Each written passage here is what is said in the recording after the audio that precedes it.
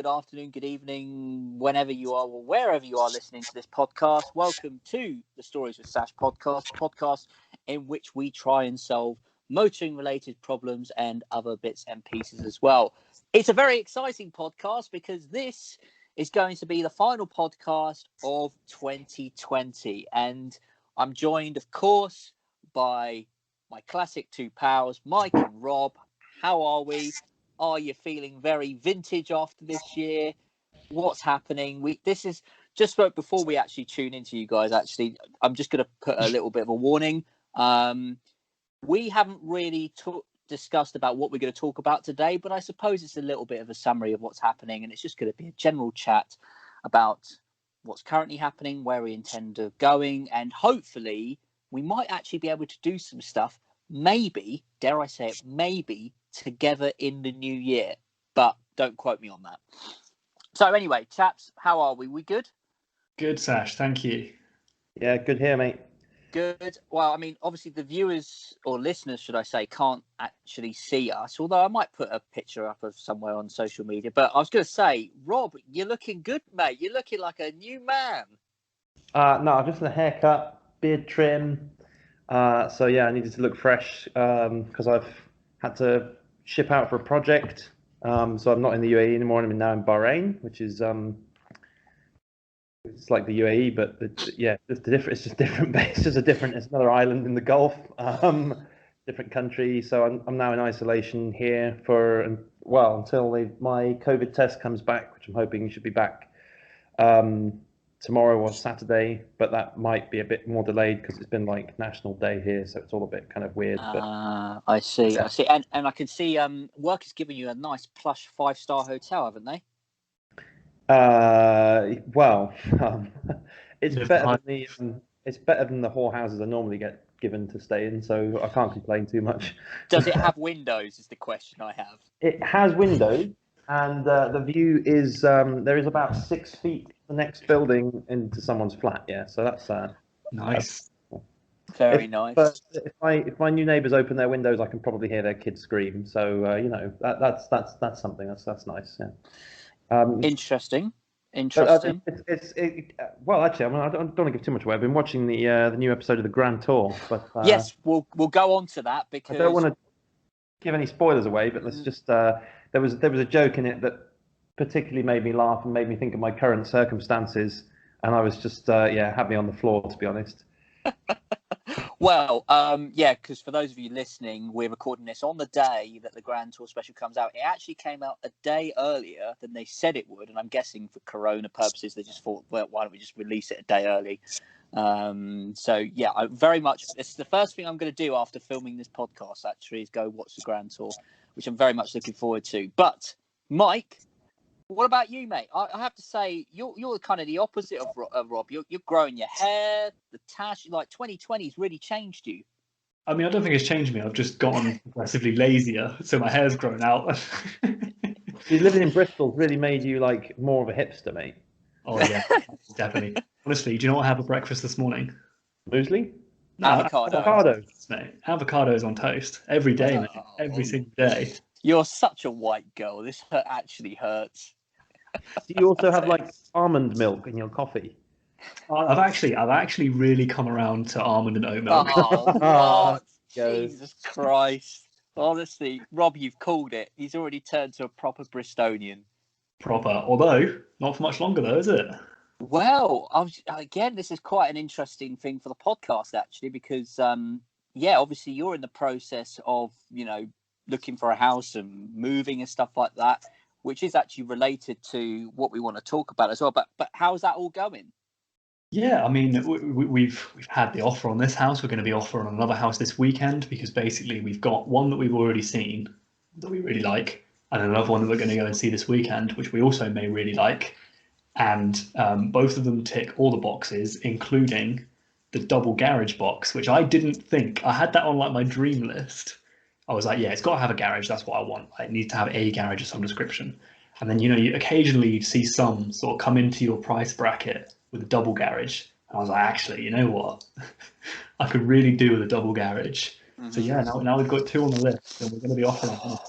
This is very exciting news. This Yeah. actually gets me The thing slightly. is, like, the double garage thing, is that going to be garage space for parking and working on the car, and then space for tools, or is it space for two cars in your mind? I mean, realistically, it's going to be two cars and tools. Ooh.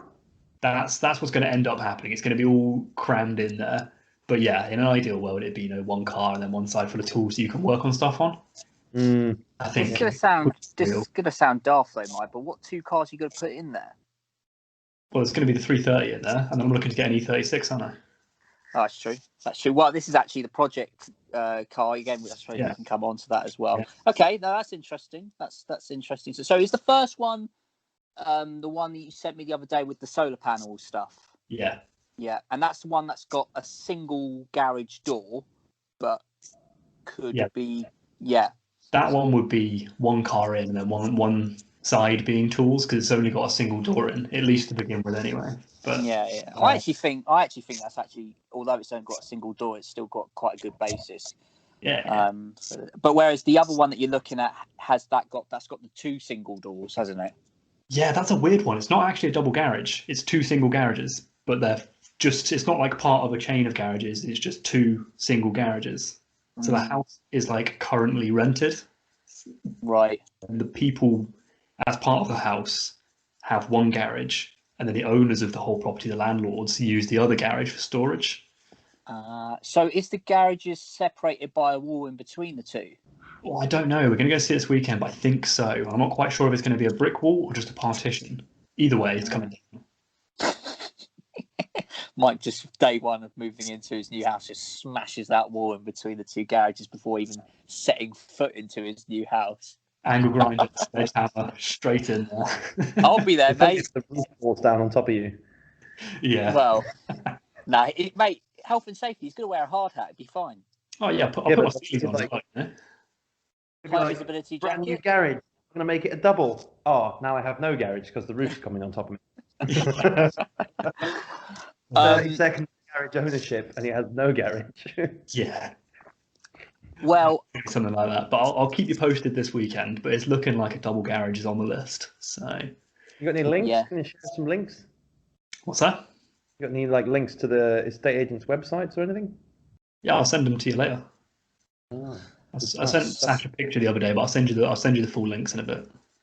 Check out the new that'll be very interesting. And actually, on the subject of houses and moving, I'm actually collecting the new keys. Well, I would have already collected the keys by the time this comes out for my new place, which, as I mentioned before in a previous podcast, has got a garage, which I'm very excited about.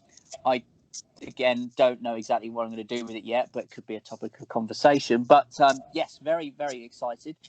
But it is it's more of an incentive, actually, because it was actually literally today that we've been released that obviously COVID in the UK at least has this current tier system, and it's like me and Mike have swapped really. So Mike, you've come out of tier 3 and down to tier 2, and I've gone from tier 2 to tier 3. Yeah. I mean, so for anyone who doesn't know what that means, i.e. people listening outside the UK, the difference between tier 2 and tier 3 is so minimal to not make a difference. Essentially, in tier 2, pubs are open, but you can only go there with people in your house, which is fine, but I had no plans to go to the pub, so there is literally no change to what I can and can't do.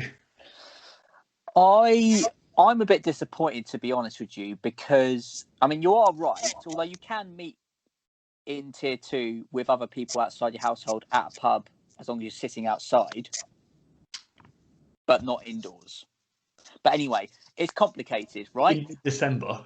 Yeah, exactly. Well, that's the thing. And then there's loads of pubs are putting up gazebos at the moment and stuff like that. And there's a lot of people who are moaning, saying that's technically still an indoor space, not an outdoor space. And apparently it's quantified by the number of walls. Anyway, we won't go into it in this occasion.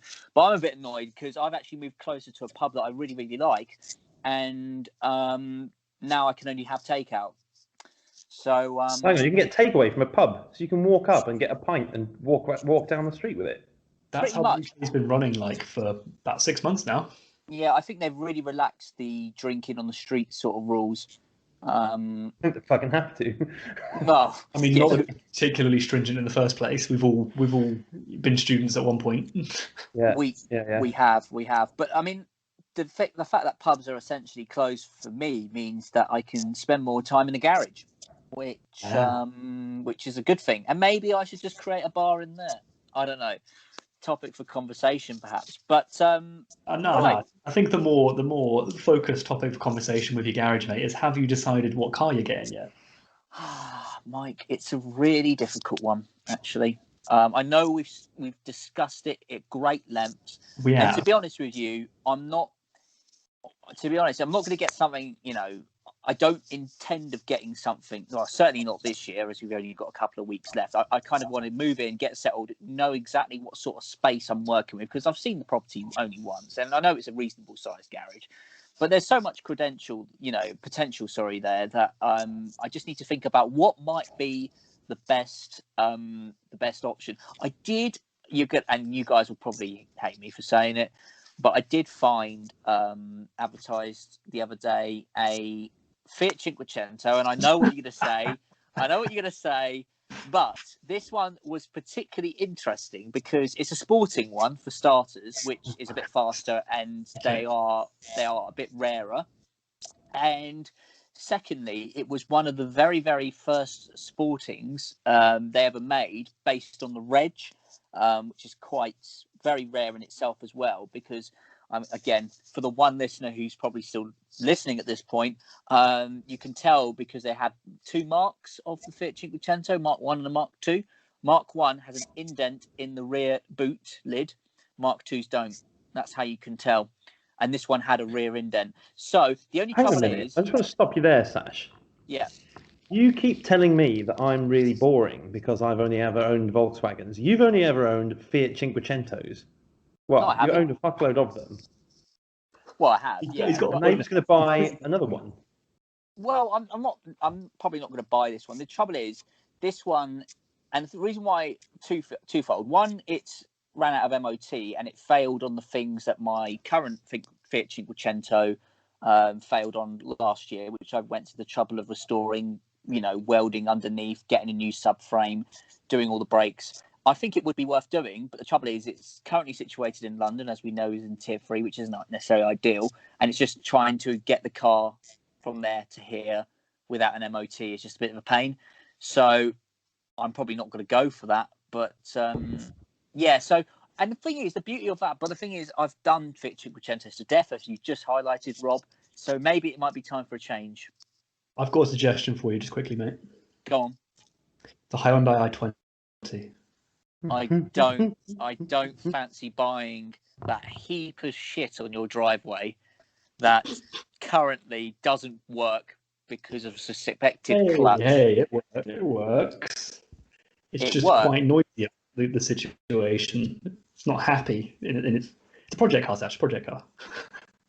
Yeah, I'm not really buying that, to be honest. And plus, it's the problem is, Mike, it's not a future classic. No, I'll give you that. It is 100% not a future classic. And I only, as we know, all the cars I've owned / own are going to be future classics, or will be future classics. Saab 9.3, future classic. Definitely a future classic, mate. 100%. Also, has Rob frozen for you? Yes. I just see him like, I just thought that was him. Just thought that was how he lived his life. I don't know. But anyway, while he's coming back on whenever he is, oh no, he's back. Rob, you're back. I was just sending you a message, like just saying the internet here is shit. So that's why I've just dropped out several times. For those of you wondering what we were laughing at, he's just sent a nice message saying it's dodgy as fuck, which I think is quite funny. But yeah, so don't know, and I don't want to dwell on it too much because probably the people of the podcasting world that are listening. But although I do want to say, actually, since starting these podcasts, this will be the 20th episode that we've done, believe it or not. And I think that's, it's a moment to celebrate. And I think the popularity of it, I've seen a slow increase in the amount of people who are listening. Would you call it exponential? But we're just at the very low point of exponential at the minute. I hadn't thought of it that way, but I'm going to think of it that way now because that makes me feel a lot better about it. No, we're currently on about 50 views, listens. You know, and I just wonder. Podcast. Well, like especially the recent ones, yeah. Total, Rob. That's pretty good because I mean we only have like 2 friends each, and we're looking at both of them, so that's all right. It's not like we're getting loads of people, all our mates, to listen, and we go, 50 viewers. none of my friends are interested. Yeah. So actually, the guy who created the jingle for my YouTube videos and this podcast messaged me the other day going, I love the podcast, and I've forgotten that he made this jingle. And he's like, I particularly love the first 5 seconds of every one. And I was like, oh, you bastard. I was like, just because you made the theme tune. You know, I was like, have you ever listened past it? And he was like, no. And I was like, I put it at the end as well. And he was like, I've never made it to the end. At least he's honest. Also, one of my other friends, he regularly flies for work from the southeast to Barrow-in-Furness, and it's about an hour-long flight.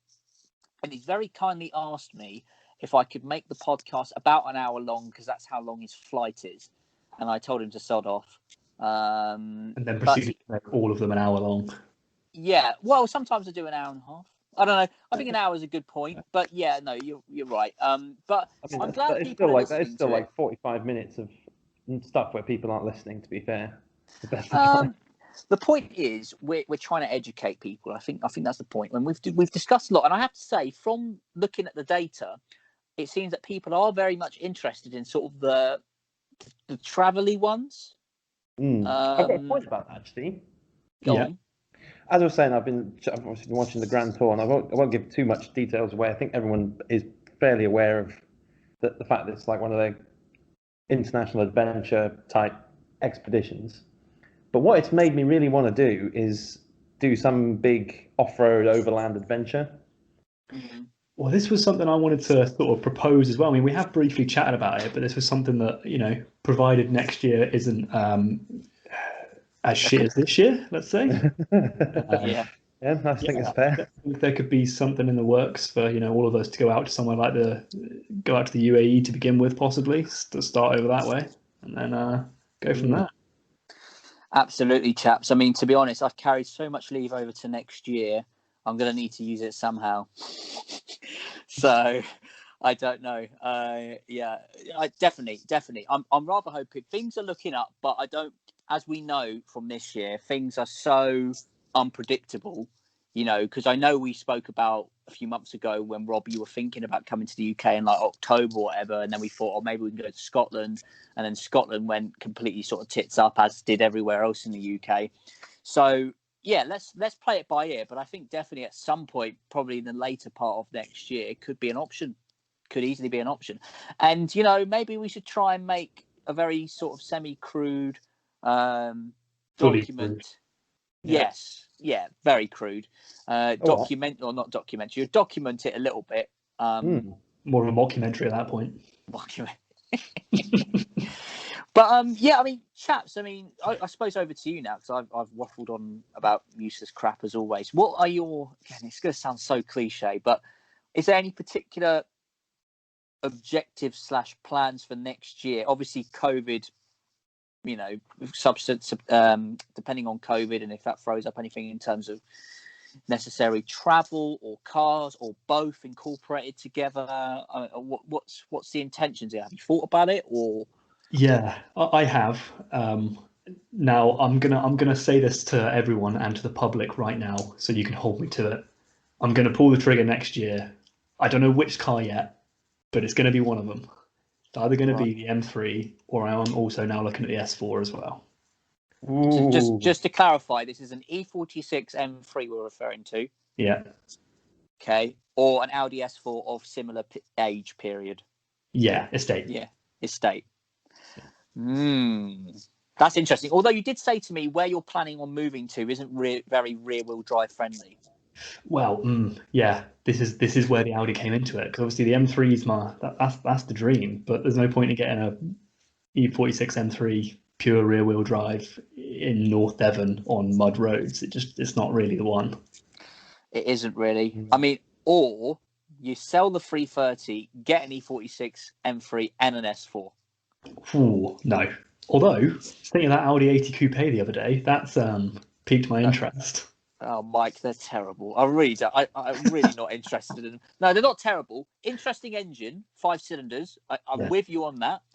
But it is basically a VW Corrado.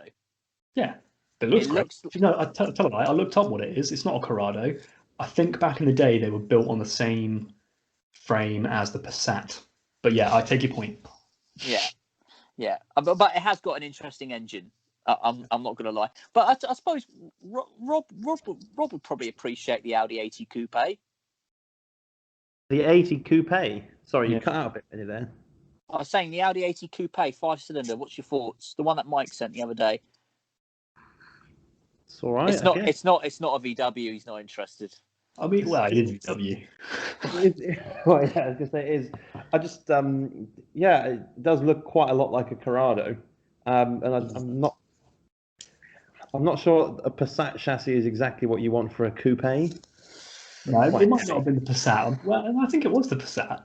Do you want to know something else as well? Because I've kind of been thinking along the coupe lines as well, and there's two unsurprisingly that you would know that piqued my interest. One, and I know you're going to say what you say, Alpha GTV coupe, obviously the classic GTV. I know Rob's shaking his head, but I quite like them.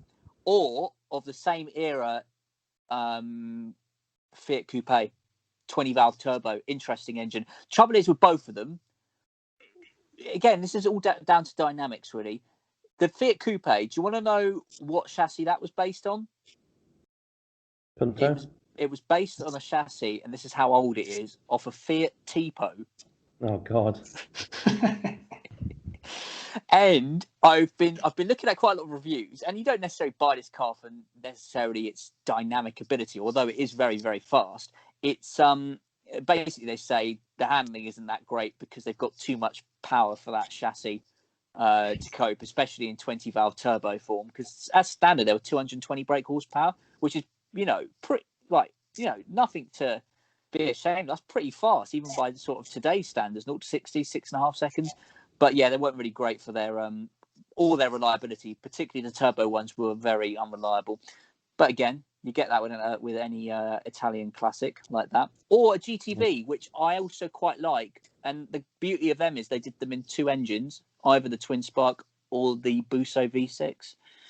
Both have their pros. Returning to your MX-5 life. I was thinking about that, and then I decided I wasn't a hairdresser anymore. No, the hair now thing.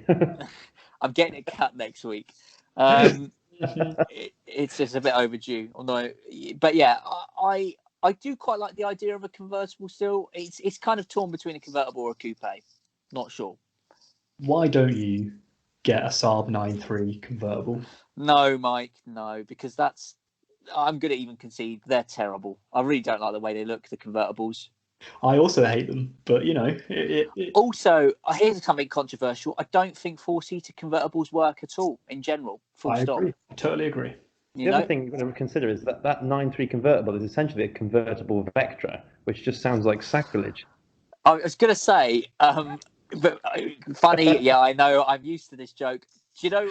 Have any of you tuned into this car throttle video that they Rob? It's definitely worth tuning into. For anyone who hasn't, essentially they do a £500 cheap car challenge like in the old Top Gear days. What was the criteria? Was it a particular criteria, Mike? No, it was just 500 quid. Just 500 quid, anything. And basically, they did a series of challenges in which they tried to drift them and blah, blah, blah. So one of them bought a Ford Puma, which I quite rate the Ford Puma. I don't think that's a bad little car. It's terrible. Well, everyone's entitled to their opinion. Somebody bought, the other one bought a Fiat Multipla, which is a terrible car, but they are becoming quite rare for good reason. And one of them, and I'd just like to point out, this was the vehicle, spoiler alert, that won, was my car, Saab 9.3 1.9 single turbo, not twin, and pre-facelift, not like mine. Automatic though, not the best, but It's a nice car. It just goes to show what a good car it is. But they were taking the mick the fact that it is just a Vectra. The funny thing is that one was called a Vector as well, spec, which I found quite funny. Yeah, It was just alluding to their Vectra. But there's nothing. The Vauxhall Vectra. Do you know people have misunderstood me? The Vauxhall Vectra is a nice car. people have misunderstood you. Yeah, it's a nice car. Mike, only people. Especially in Saab spec. People, yeah, you've had a Vectra, and it's a good car, isn't it? I have always maintained that the Vauxhall Vectra is a great car. I think I've been misunderstood. The Vauxhall Vectra is a fine car. It's better in Saab form, but it is a fine car. He's coming around to it. Next, you'll be seeing him driving around in a bloody VXR Vectra. Hey, they're pretty fast. They were faster than the M5 at the time because they weren't limited. Proper rapid. Do look a bit dodgy though. Prefer to have the M5. I would probably prefer to have an M5 over a VXR Vectra. Yes. Yeah. Anyway, we've gone mildly off topic here, but so basically, Mike, you're going to buy at some point next year either an M3 or an S4. That's the plan. Well, you said we can hold you to it, and it is recording. So I will do it. I'll do it. The penalty if you don't do it is you have to buy one of Sash's Cinquecentos off him. Well, I've only got one now, but if I have multiple, to buy an M3 in it. Sash has to find you Cinquecento, and you have to buy it. And you have to buy it with your own money. Yeah, honestly, I would. Yeah. Okay, I'll take that. That sounds like a good forfeit. I'm glad I thought that up on the fly. That's very good, actually. So, Mike, you're going to have to give me a budget of 400 quid. No, not £30. £400 because I'll get you a nice one at that price. No, you can find, mate. It's got an MOT, but other than that, I want it to be the worst thing you can find. Okay. That's the best challenge. Okay. The worst thing. Okay, so it doesn't have to be a Fiat Cinquecento. That's probably down there. It's got to be a Cinquecento.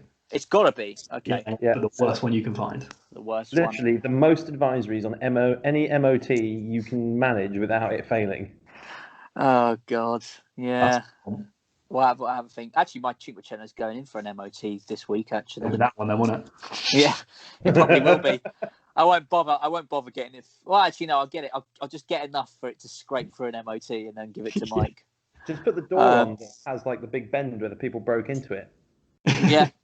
He has to drive around with like the door, like a massive gash in it. And he's driving around Devon with like most of the rain coming in. To be fair, Mike, if you do want it, I don't want it. No, this is the fourth dash. Okay, well, if you how do I frame it? Have it.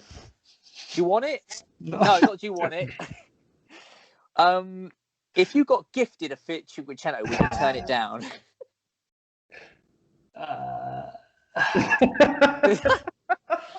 Because, chaps, the problem I'm having is I love that car to bits. I will never want to get rid of it. But the problem is with having such an attachment to a car is that it takes up one of your car spaces. Which for most people is just one. Mike's just going to vacate for a second.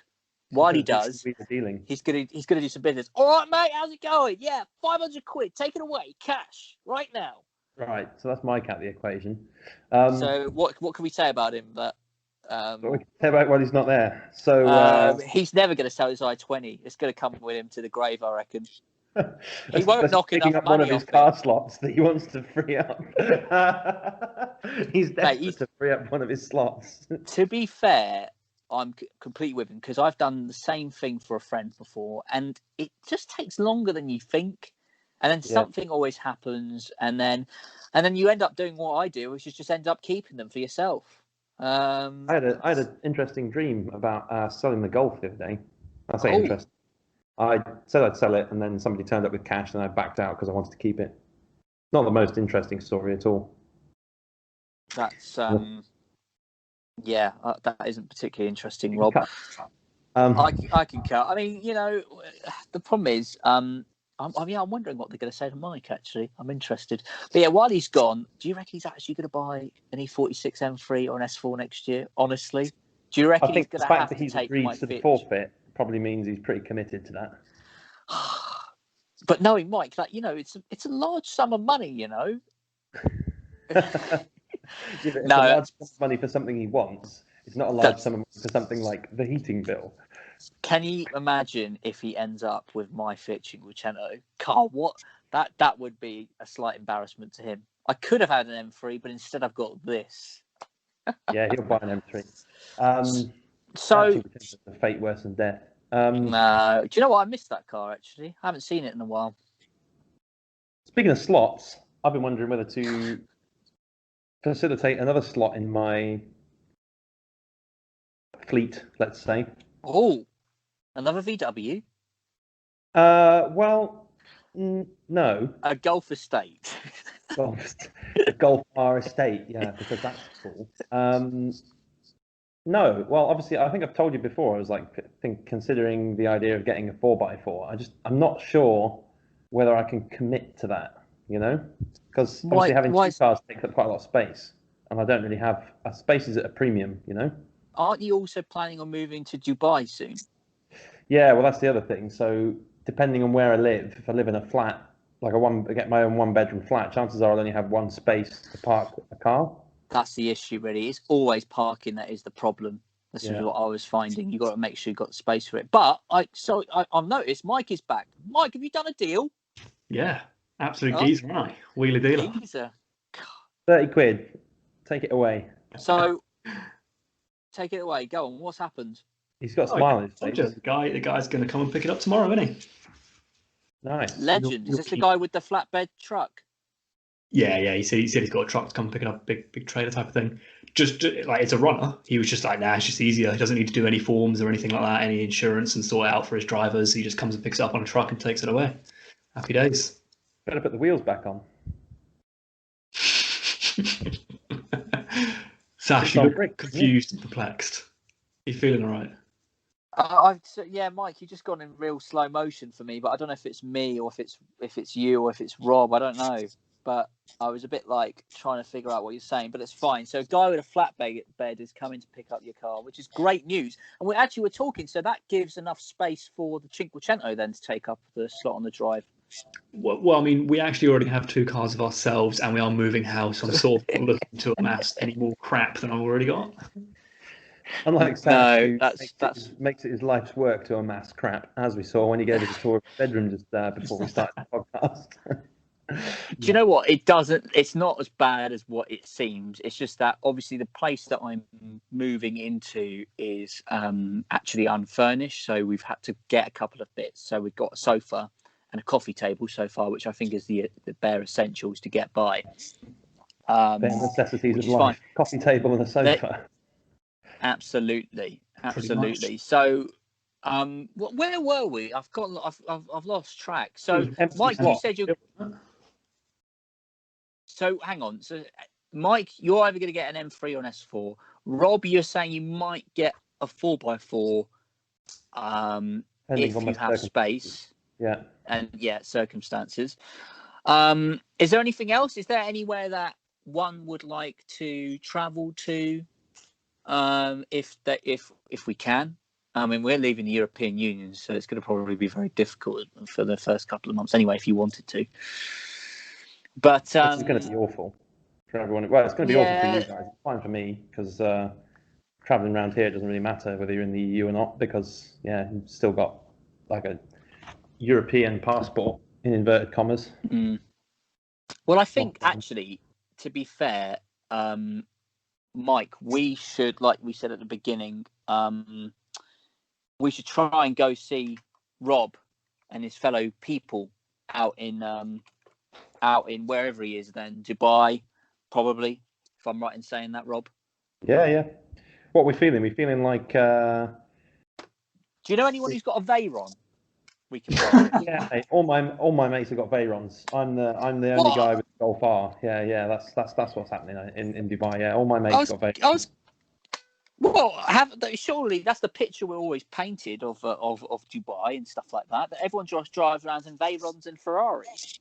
I'll tell you what is quite good fun about having a hot hatchback, especially in Dubai traffic, is racing supercars through the traffic, because they always get held up by traffic. And then they're a bit too afraid to put their car in a small gap and you can nip around them and just flick them the bird as you go past. That's quite good fun. Like, Very yeah, respectful nice driver. Lamborghini, mate. Still can't weave in and out of Nissan Sunnies though, can you? Actually, Rob, would you like to tell the listeners about your current set of wheels for your Bahrain excursion? Oh, yeah. So obviously I arrived in Bahrain today, and the office booked me a company vehicle for my endeavours in country. I'm not even sure what the year is, but it is a Nissan Sunny. It is, yeah. Basically, it's a bit like Sash's car in that it's a self-propelled tin can. It has a 3-speed automatic with overdrive.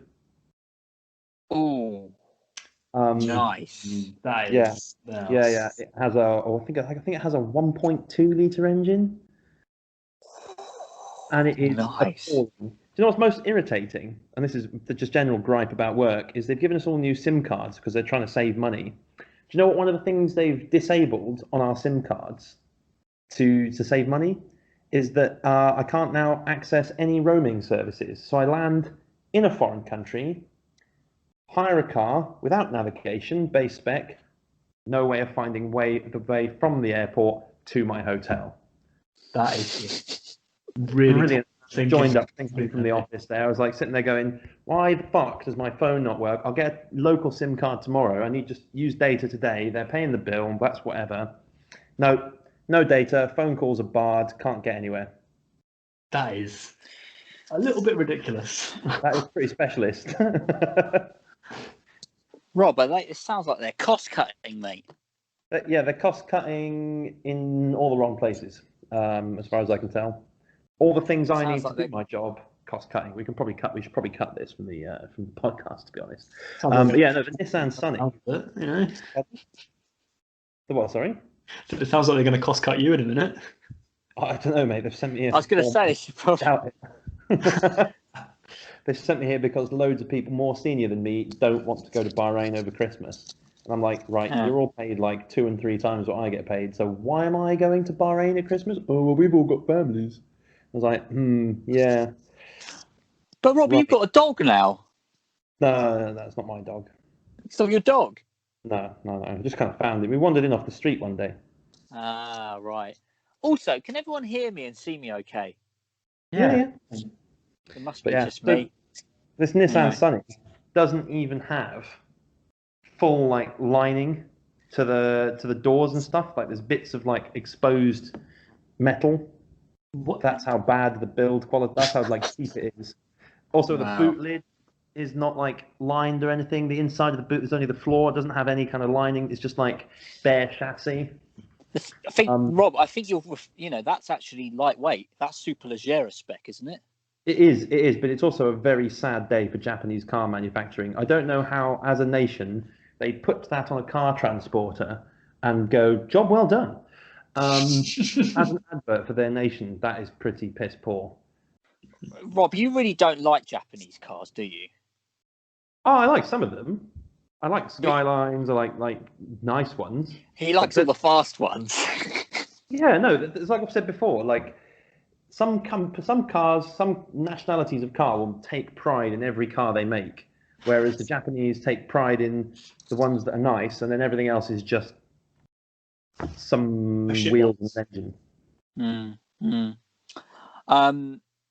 Okay, that's interesting. Well, actually, I'll tell you one thing, though. I'll tell you one thing. You've just given me a thought, again, winging it on this podcast. But is there...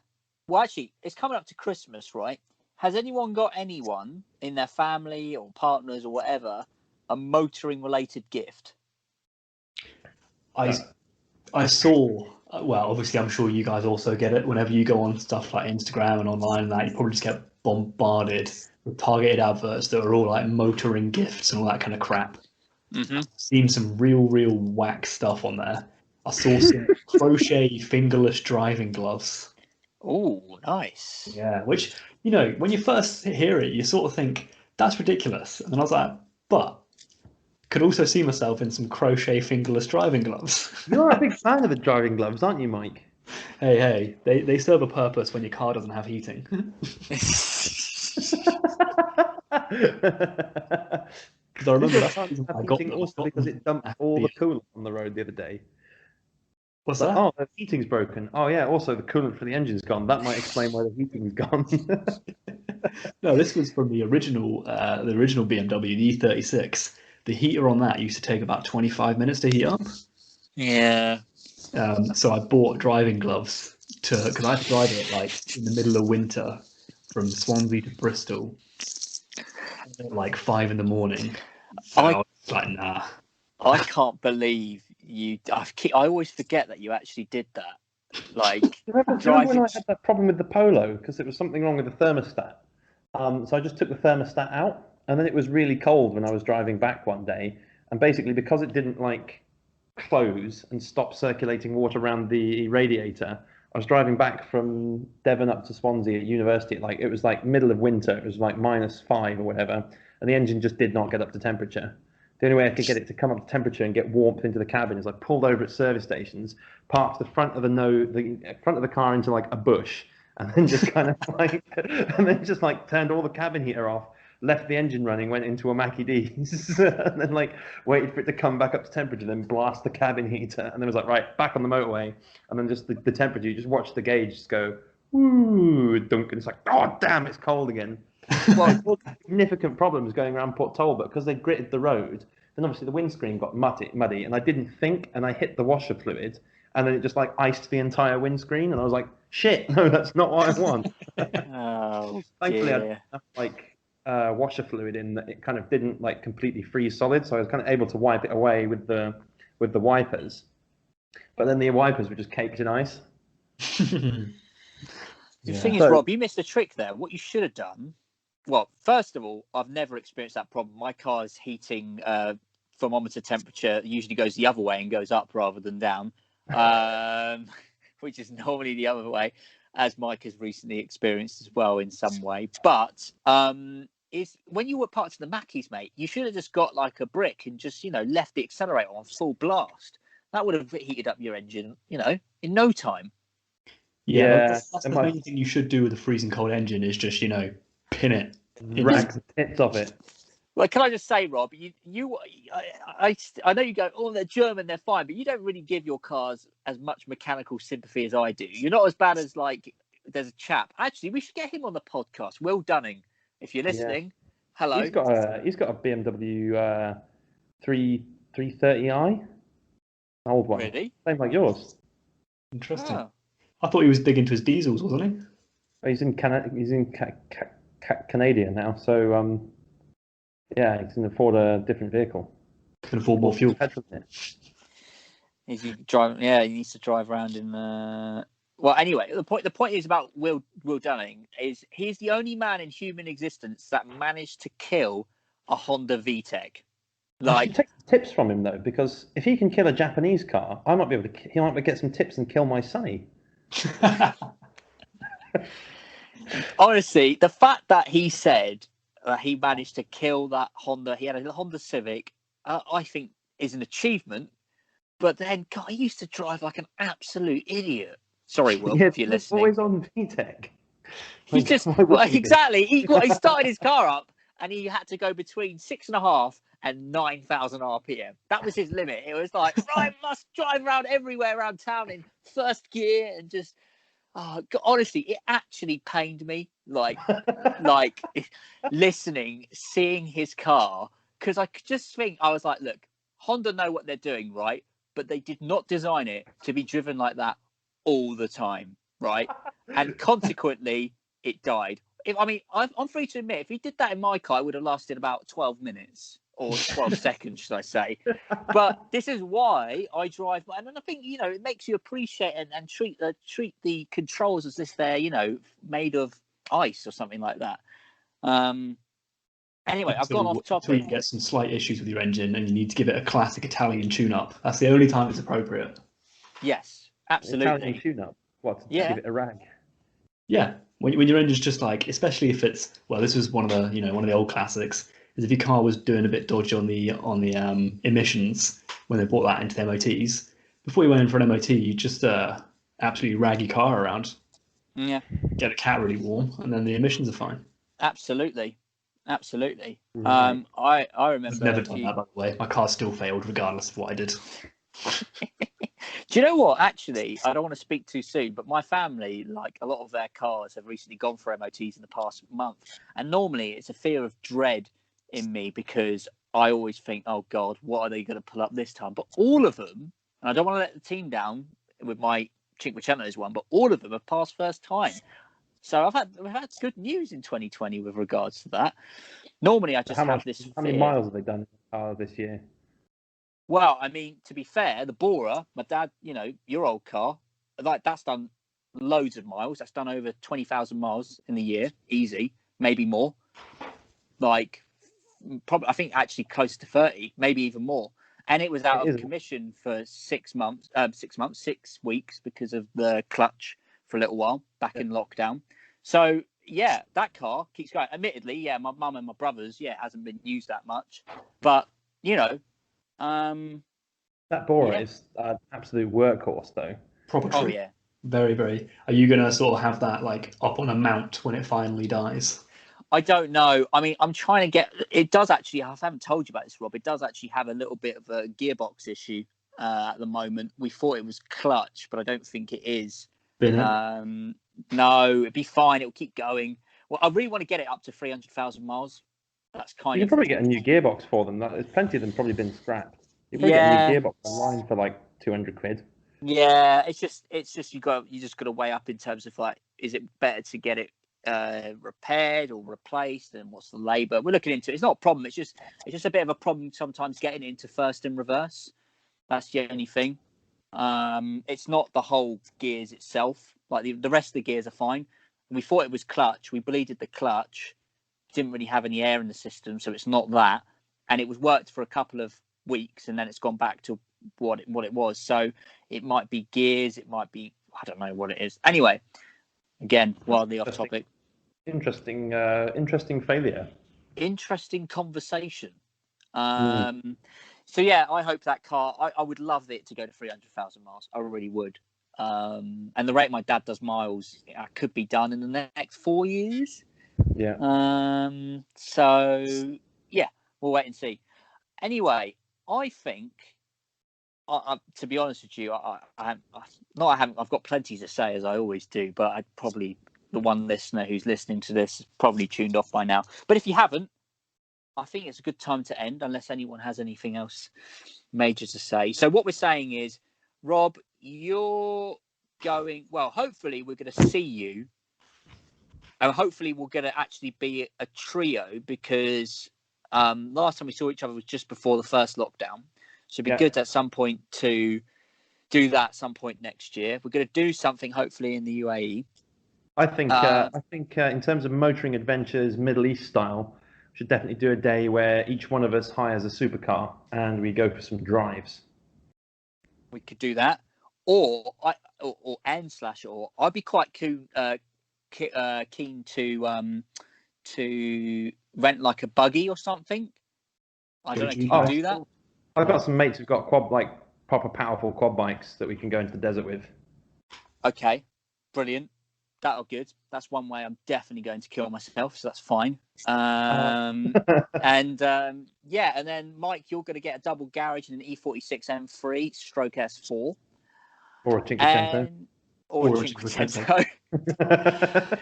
I hope, can you imagine if we're sitting here this time next year and we're having this conversation and I'm giving, well, hopefully it won't be virtually, hopefully it'll be in person, the keys to...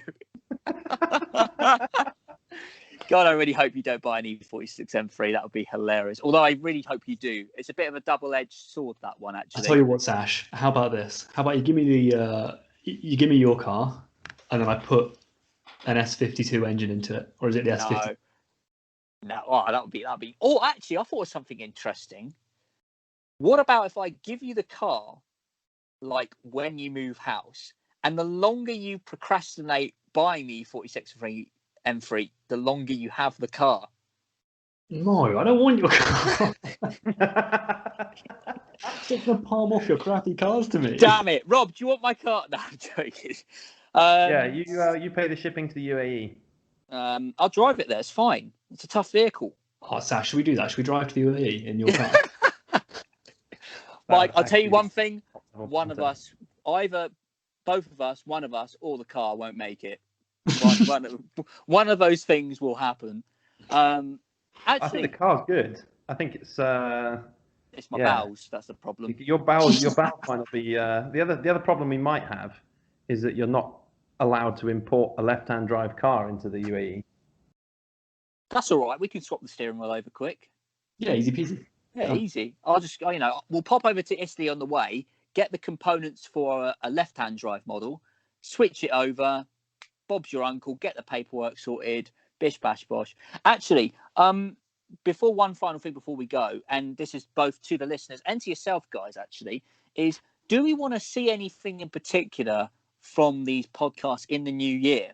Right? Is there anything that I know we talk about different things and so on, but is there anything we could do to maybe spice this up a little bit? Because we do drivel on a bit, which is not necessarily a bad thing. But I think, obviously, I appreciate it's a bit difficult now with COVID and everything like that to actually do things. I think in normal circumstances, we would probably be saying that more things would be going on because you'd be going to shows. I would actually like to go to some form of car show next year if they're on, but I want to go to a drifting show after your podcast the other day, mate. Did you enjoy that? I did. Yeah, I was listening to it today. Finished it off today. Oh, nice. Very interesting guys, actually. As I've been saying to you for a while, I kind of want to go see some drifting. So do I. Let's try and make that happen if we can. If they're hosting the events next year, normally there'd be a load of them, but at the moment it's difficult. And maybe at some point we should get Ollie and Andy on at some point, and we can both have a chat with them, or Mike, and Rob as well, if he's interested. Because I know you guys, you're interested in the drifting scene, and obviously BMWs. They have a good collection of, I would call, modern classic BMWs. Yeah, I did hear. Yeah, E46s, E39s. Yeah, I love the E39 Touring 528. What a machine. Anyway, Rob has lost internet, so he's already left. So good point to finish. Chaps, or should I say Mike specifically, thank you for joining the podcast again. I hope you have a nice Christmas. We'll be in touch anyway, and good New Year. Keep us updated at our house, and we will do another podcast for the new year. And for all those listening, hopefully this podcast has given you some form of entertainment during 2020. Oh, Rob, you're back. I was just wrapping up. Just wrapping up. Yeah. I was just wrapping up. Since you're here, I was just saying to just to you and Mike, just thank you for joining me on the podcast. And it's been it's been an interesting thing doing this podcast, and they've really, really helped, and I enjoy doing them, and hopefully it's given people something to waste an hour on every week, because I know it's been tough times, and I think for us three, I like to think in many ways we're quite fortunate. We still got jobs and everything like that, and so on. So, and a lot of people haven't. So to all those people that in a difficult place, don't worry, because if we can provide some entertainment, then we shall try and do so. And maybe, well, not maybe, but I'm hoping to do some more videos on the channel as well in the new year, if COVID goes away, which hopefully it will at some point, thanks to Pfizer and the other companies. Anyway, right, we'll leave it at that. Chats, thank you very much. I was just saying, have a good Christmas, and we'll speak again soon. I'll dump some outro, and I'll stop recording now.